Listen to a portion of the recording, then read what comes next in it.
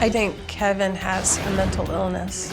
I'm going to kill myself, you bitch! Kevin believes he has a head injury from when he played football in high school, and that's the cause of his rage. I was hit by some pretty strong dudes. At least 50 times where I was hit, I saw stars. I have had 3 or so where I actually lost memory. I thought it was a chemical imbalance. I can believe it's CTE, a head injury. We don't know. So often, and being in the field of psychology, it maybe sounds strange for me to be saying it, but so many times people think, and psychologists are sometimes the worst about this, that everything that is expressed behaviorally is psychological in nature, and that's just not true. When you see people that are suffering from PTSD, coming back from Afghanistan, Iraq, etc., these are neurological things. You can't do talking therapies with people that have structural brain changes. You can't talk somebody's brain into going back the way it was before it had structural changes. You have to address those changes neurologically. And we see that with OCD, for example. I mean, that's not something where you can just talk somebody out of that. You can relax them out of that. You can do the talking therapies along with it, but you have to address the neurological aspects of it. And if you don't, all the therapy in the world, the best therapists in the world are not going to change it if you don't deal with the neurological components. Dr. Jabbour, what we're seeing here is that there are organic reasons that explain a lot of this lack of impulse control, the inability to modulate the emotions, the depression that he's experiencing.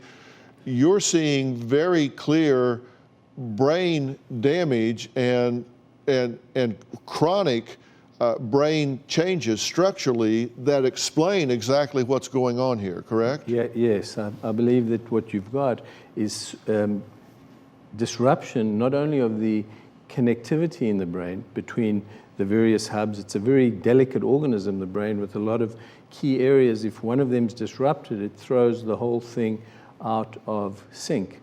And with traumatic brain injury, which it looks like you really did have that significant injuries over years, maybe over many years, and we know that the process can continue throughout life once initiated from several, even non-concussive injuries. You do not have to have been concussed. Right. Now, left alone, is this going to stabilize, get better, or get worse?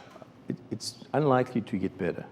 You can see he's not a bad guy. You can see he's got the capacity to be okay, but then he goes into that because the brain doesn't have the ability to inhibit behaviors.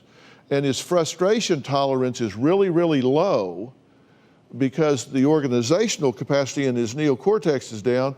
And so when he gets to the frustration, then his ability to inhibit frustration behaviors is really low, so it just comes spilling out. And there's nothing he can do about it. It's like falling backwards down a hill. You don't want to do it, but there's no way to stop yourself.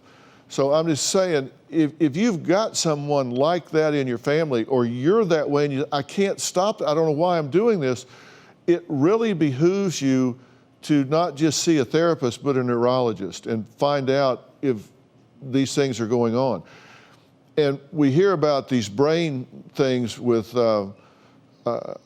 football right now, but we're seeing the same things with kids playing soccer that are heading the football. You know, they hit heading the soccer ball, just bumping it with their heads. Little bumps, frequently across time, can create the same thing that a big impact in football can do. And I played football in grade school, junior high, high school, and college, and ended my college career with a severe head injury. So God only knows what they're going to find when they look in here.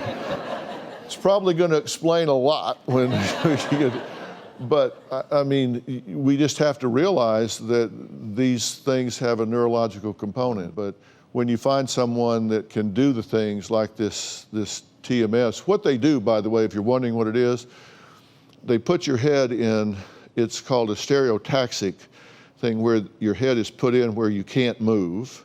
You get very comfortable, but then they fix your head where you can't move.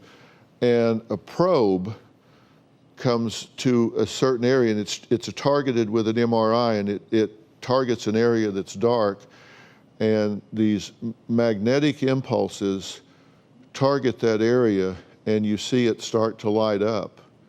And an area of the brain that has been completely dark, completely dead, starts to bring electrical impulse back to it, and it wakes up.